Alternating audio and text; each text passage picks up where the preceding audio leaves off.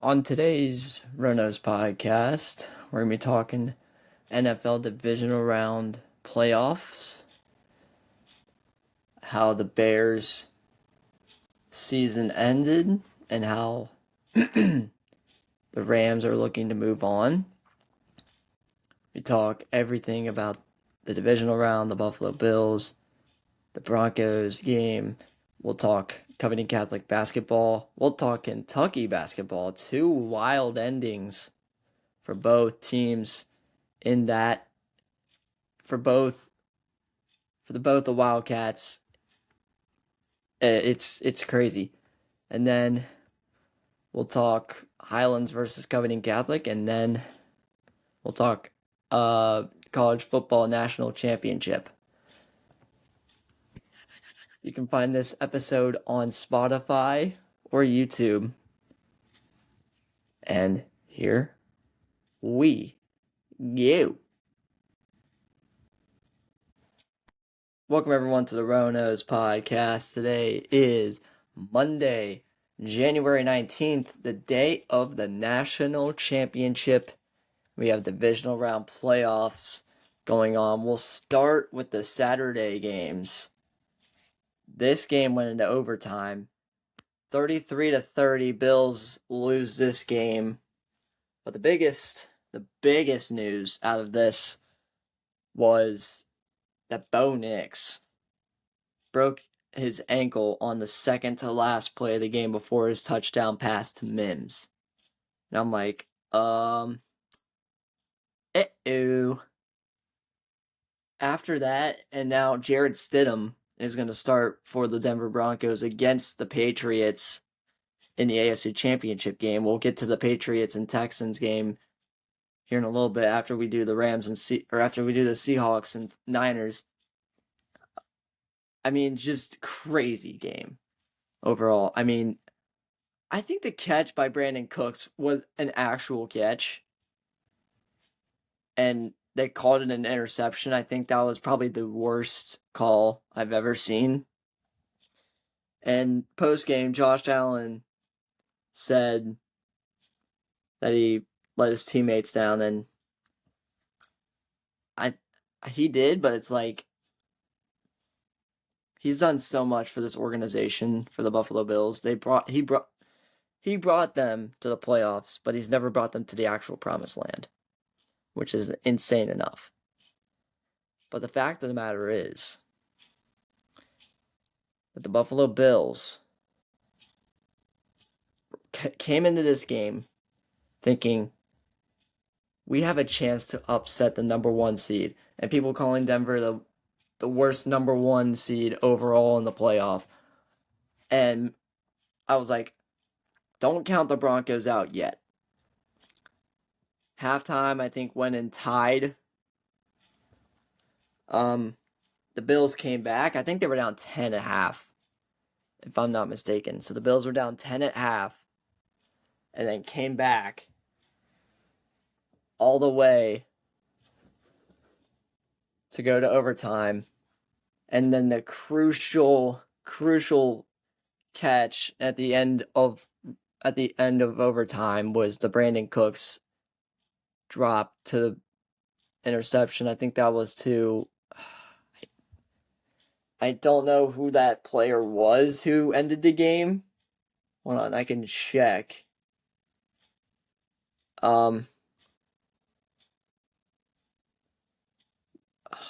Shoot. It was an interception. But who was it? McMillan. McMillan intercepted that pass. Yeah, so McMillan intercepted that pass against Brandon Cooks, but I think that was a catch. I think the Bills should have won that game. I mean, the Bills did everything they could to be within this game. It's just the crazy ending is crazy. But hey, what can I do about it? It's the NFL playoffs. I don't know what I can do about it, but as of right now, I think that was maybe the worst call I've ever seen, because he caught the ball, his knee was down, then he lost the ball, right into McMillan's hands. And I'm like, I'm pretty sure that's a catch. But yes, it was a loss for the Buffalo Bills. Josh Allen, 25 of 39, 283 yards, 3 touchdowns to 2 picks. While Bo Nix was 26 of 46, 3 touchdowns, 279 passing yards, and 1 interception. While James Cook rushed for 117 on 24 carries. And Bo Nix had 29 yards on 12 carries. While Mims had 93 catches, or 8 catches for 93 yards and a touchdown. Dalton Kincaid had 6 catches for 83 yards and a touchdown. 5 turnovers by the Bills overall.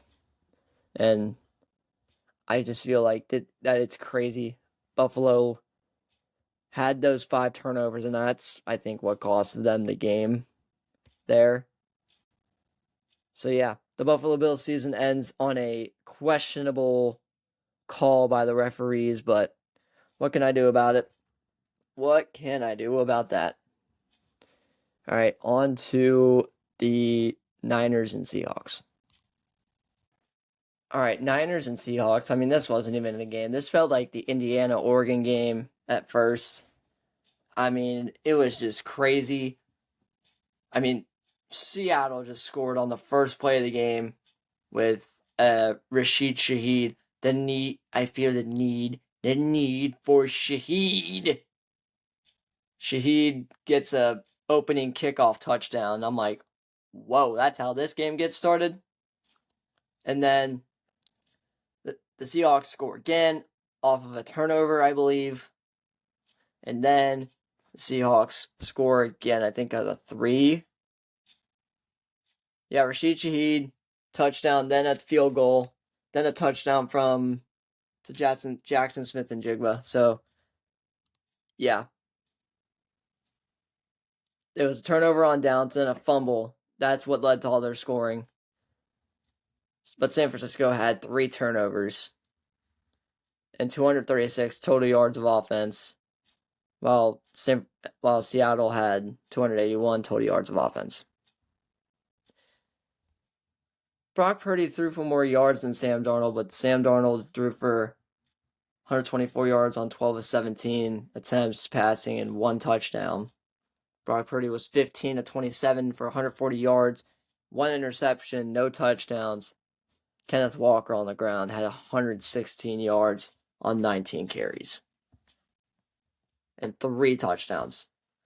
Whenever Kenneth Walker got the hat trick, I'm like, yeah, this game's over. And Cooper Kupp had 60 yards on 5 catches. I mean, there's just nothing to say about this game. The Niners weren't even prepared. They had the injury bug all season long. Kittle down. Fred Warner down. Nick Bosa down. CMC got hurt week 18 a little bit, and now he got hurt in the divisional round. That didn't help out the Niners at all. But the Niners did defeat the Eagles, which the Eagles ran Saquon up the middle, AJ Brown deep ball, punt. But what can you do about that? San Francisco battled, but they didn't battle in this game. So, yeah. On to these Sunday games. I think one of them is going to be an insane one.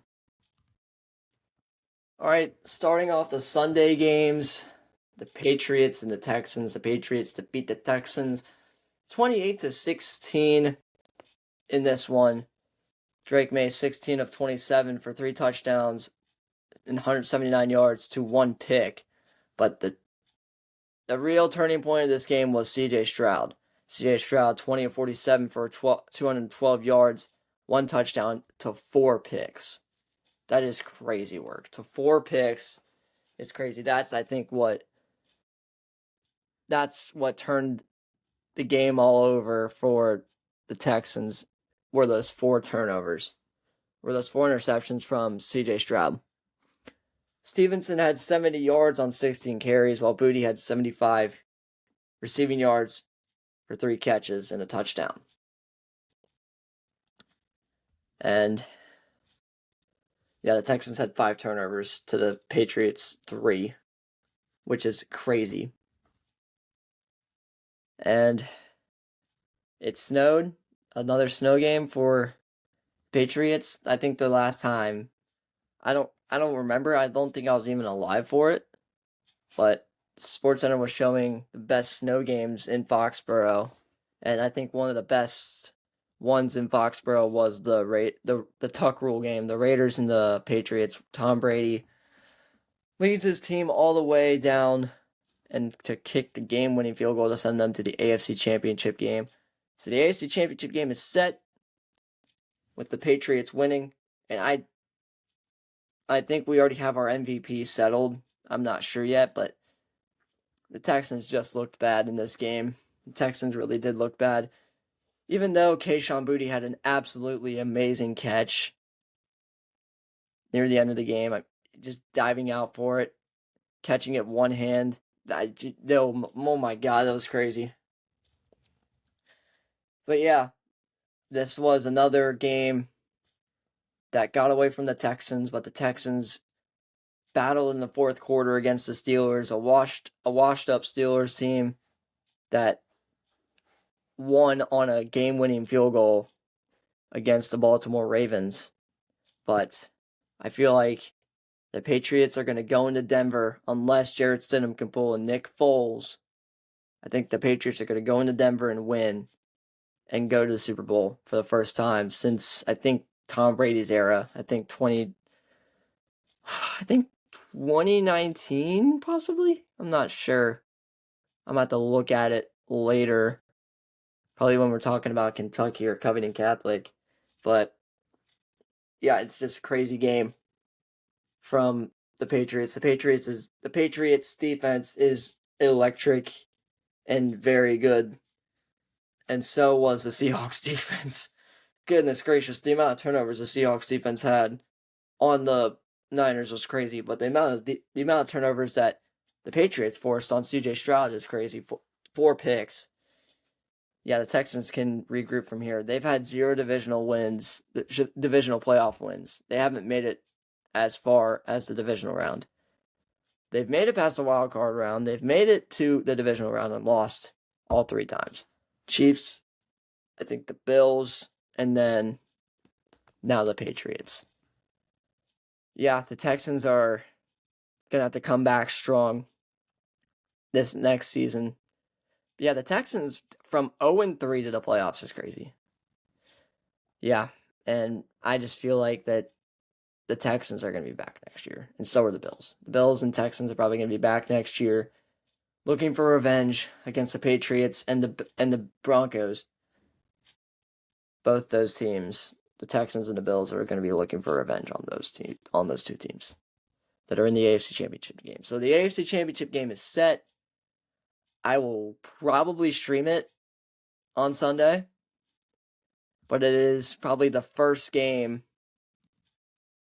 It's probably going to be the first game. Yeah, it's going to be the first game. Then it's going to be the Seahawks and some team for the Sunday night game. So it's going to be the Seahawks and the winner of the Bears and Rams. And it's going to be the winner, the Broncos and the Patriots. The AFC Championship game is set. That game will start at 3. The NFC Championship game will start at 6:30. So that would be the second game. I might stream Sunday night too. I don't know. I'm trying to figure it out too. But I'll try to schedule the 3 o'clock as quick as I can before I get this podcast out. But yeah, on to Sunday night. Okay, so we're recording this now as the Bears lost to the Rams 20-17. Mevis kicks the field goal. I think it was maybe a 32-yard field goal. 42-yard field goal, Mevis, in overtime. The second overtime game in the divisional round. From Saturday night to Sunday afternoon, no overtime. Then Saturday afternoon to Sunday night, both overtime games. I mean, just great outperformance by Caleb Williams.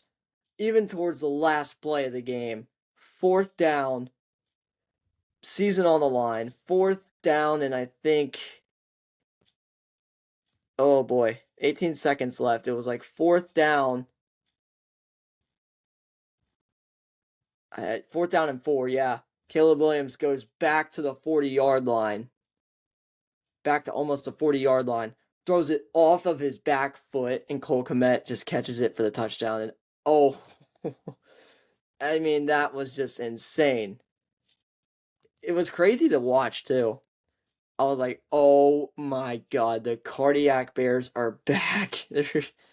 I was in shock from the Bears. It's crazy. But they also had a snow game, too. Two snow games to Sunday. It's just crazy.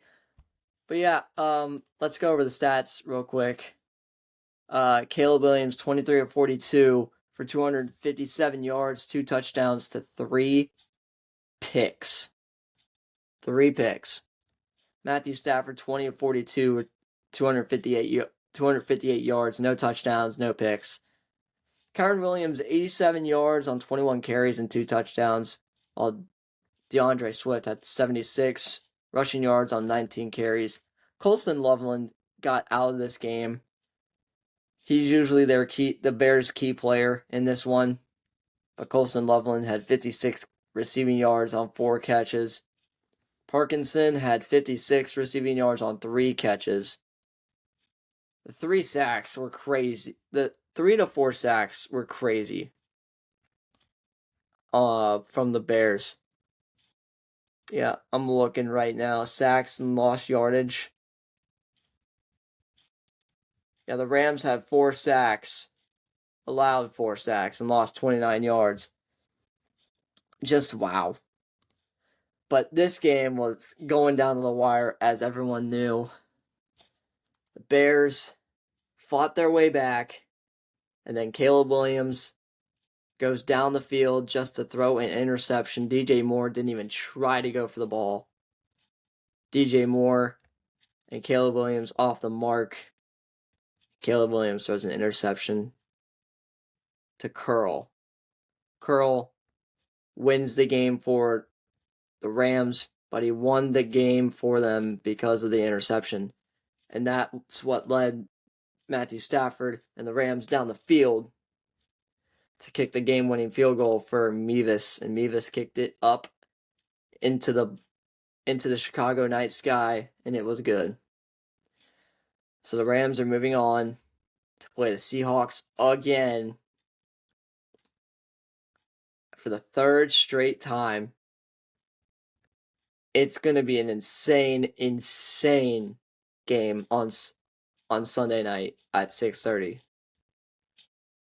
Just wow. The Bears, the Cardiac Bears, this game was tied heading into halftime. Scoreless 3rd quarter, and then we went into overtime tied, 17-17. I mean, Chicago, 4th and 4. I mean, that's awesome. Caleb Williams had ice in his veins at that point, but I even said to myself, he's got to be, his mentality has got to be level. He needs to calm down and try not to put too much pressure on himself. And the pressure got to Caleb Williams as he threw a pick. So the Bears season ends as they lose to a Mevis game-winning field goal, and the championship games are set. The Buffalo Bills defeated the Denver Broncos and the New England Patriots. AFC Championship game at 3 o'clock on CBS. I'll try to stream that one. And now it's going to be the Rams and Seahawks on Fox at 6:30 up in Seattle. The 12s are going to be rocking. Seattle could go back to the Super Bowl for the first time since the Malcolm Butler interception. And if the Patriots and Seahawks reunite, there's no Malcolm Butler. None. No Brady, no Malcolm Butler. But Denver's going to have to pull a Nick Foles for Jared Stidham if he wants to make it to the Super Bowl. But yeah, I should take the Patriots in the AFC Championship game. And whenever I do my predictions, it's going to be hard for me to predict for the NFC Championship game. So I already have the predictions down for the AFC Championship game. It's going to be the Patriots winning, probably by a touchdown, I would say. Maybe even more than a touchdown, but we'll see what happens on Sunday. And then Super Bowl 60 will be set. But yeah, the Rams do win this game 20-17. The Bears' season is over. Ben Johnson was coming up with everything. He tried everything. He really did try everything in his pocket, but he just failed on all those fourth downs. He ran the ball up the middle so many times, and then it got to the point, 4th and 4. Caleb Williams and the season for the Bears was about to come to an end, but then just Caleb Williams just being an absolute beast. An absolute beast. So yeah, both championship games are set. One's at 3, one's at 6:30 between the Broncos and the Patriots and the Rams and the Seahawks. I will see you guys at 3 o'clock on Sunday. I think that's Sunday. Next Sunday? Yes, next Sunday. Next Sunday, New England versus Denver. I'll see you guys then for the NFL, but let's go ahead and talk about the Kentucky Wildcats. Let's take you back to Wednesday night for the Kentucky Wildcats. The Wildcats win 75-74. 18-point comeback for the Cats. And the game-winning shot goes to Malachi Moreno. And just what a shot. Go ahead and take a look.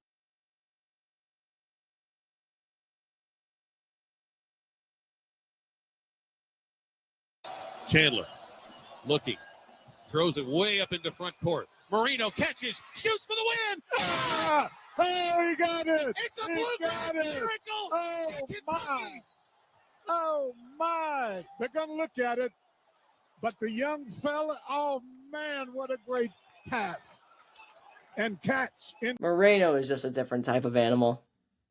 Catches from Chandler, and what a shot. From almost the free throw line. But beyond the free throw line, it was crazy. But the Cats were down 18 points heading into halftime. Come back and win it against the LSU Tigers. The Cats improved to 2-2 in the SEC, while the Tigers are 0-4 in the SEC. Now it's all about Saturday for the Cats. And speaking of Saturday, against the Tennessee Volunteers, Kentucky once again down 17 points at halftime. Again. Comes back to win it against Tennessee. They're big, maybe the biggest rival besides Louisville in the SEC. Kentucky wins 80-78. I mean, just almost a comeback from the Tennessee Volunteers, but purposefully missed the free throw. Tennessee does rebound. And then Tennessee tries to put a shot back up. Time expired. And then we had a little scuffle. Kentucky and Tennessee had a little scuffle going on Saturday.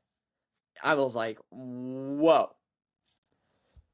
It was crazy. Player of the game, Denzel Aberdeen in that one.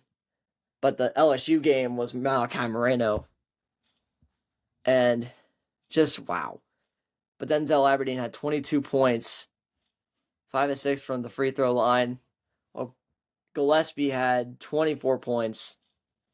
He was 8 of 12 from the free throw line. And the Cats, the comeback Cats, it's going to be crazy.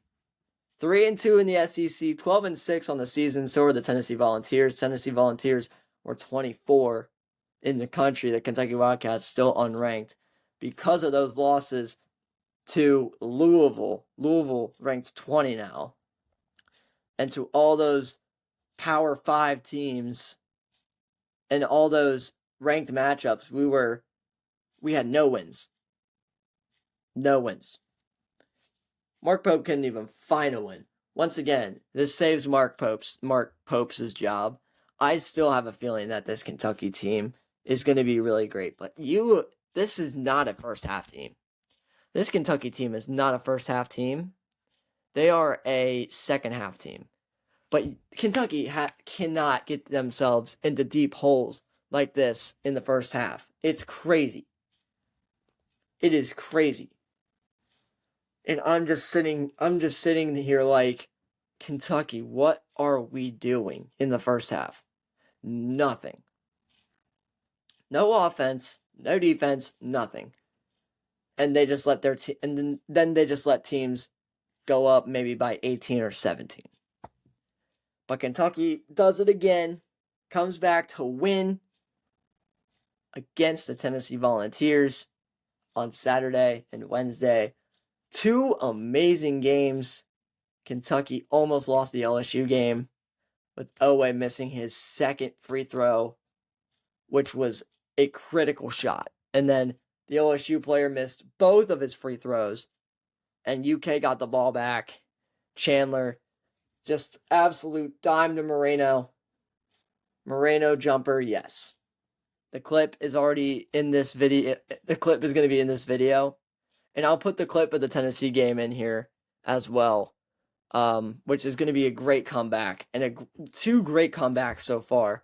But Kentucky, next up for Kentucky is Texas on Tuesday, I believe. Is that right? No, it's on Wednesday. I was wrong. On Wednesday, and then I think Saturday, the 24th, 12 at noon versus Ole Miss. Ole Miss beat Missouri. Missouri beat UK. And then Kentucky plays Tennessee again on February 7th at 8:30 on ESPN. That's going to be a good one. And then Kentucky goes into Vanderbilt on the 27th of January. Oh boy. Vanderbilt's tough to beat this year, man. I think Kentucky's going to lose that one unless they get themselves in a comeback like that. They beat Tennessee, then they go to Arkansas on the 31st of January to end the month of January, but I'm still worried about Vanderbilt. Vanderbilt's a really good team this year, and I don't know if the Cats can do it, but I have a feeling that they could possibly do it. We'll see about that, though. We will see about that, though. All right, on to the Covington Catholic Colonels basketball. All right, we were talking about the Covington Catholic Colonels versus the Highlands Bluebirds on Friday night. I went to that game, and oh my God, that game was crazy. Highlights I'm going to put in the video here, I think right about now. But yeah, just packed out, standing room only. Thanks to Sports Rec Joe D. I'll try to get an interview with him, I swear. Joe D, I'm calling you out now. I'm trying to get an interview with you. I hope to do an interview soon with you. Hopefully I can do an interview one time if I catch you at a basketball game again. But thank you to Joe D and the Fox 19 Now crew for the highlights. I appreciate it. And it's just a great game from the Covington Catholic Colonels overall. I think it was 88 to 70. I don't even know. I think it was 88-66. I'm not sure. But it was a straight up belt from the Covington Catholic Colonels. And the student section there crammed in. The whole gym sold out, but crammed in on each other. It was crazy. Good atmosphere, both sides. I mean, there's nothing that words can say about that game. It was crazy. And I was like, oh my goodness, this Covington Catholic team is actually going to be really good this year. Braden Myrick, absolutely onions from the 3-point line. He is unstoppable from the 3-point line. And I just feel like that Braden Myrick was the absolute best addition for this Covington Catholic basketball team. Donovan Bradshaw, good game. Cash Horney, good game. I got drinks, jokes, and lots of cash. Jody, shout out to you. Sports Rec at Fox 19 now. I had to say it one time because that is the absolute best saying I've ever heard. I got drinks, jokes, and lots of cash horny. Lots of cash. Cash horny does it again, but Cash Horney is just an insane animal. Brandon Myrick, insane. And of course, you've got to mention Athens McGillis. McGillis and Myrick, I think pairing up them two up. Myrick's been hitting threes. Athens has been hitting threes. And Athens has been driving into the lane like an actual point guard.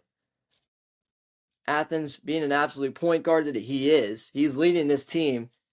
And Coach Thielen, being an absolute awesome coach, has coached this team to the potentially the number one spot in the 9th region. And I'm just saying this because this team looks great. This team looks ready for a state championship, too. I mean, this team is going to be really good come March.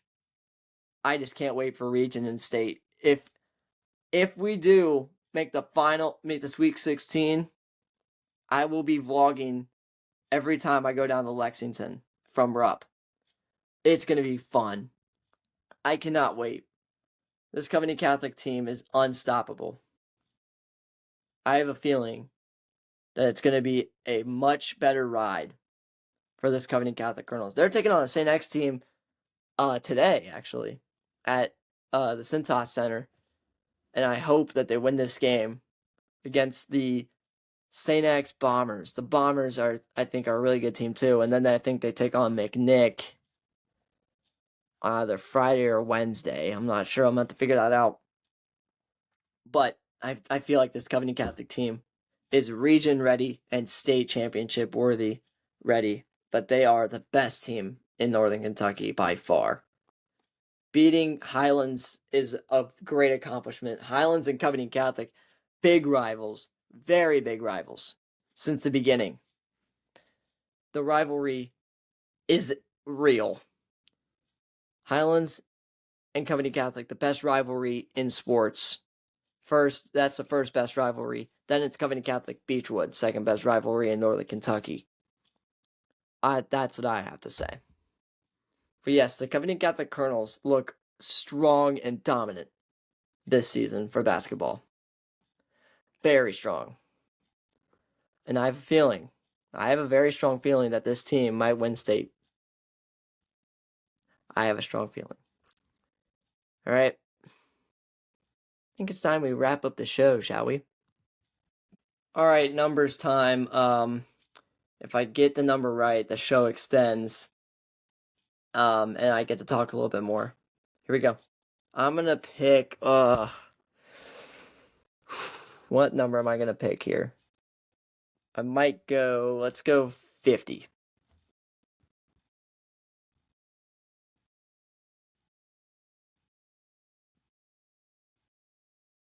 Not even close. 3. Like and subscribe down below. Love you guys.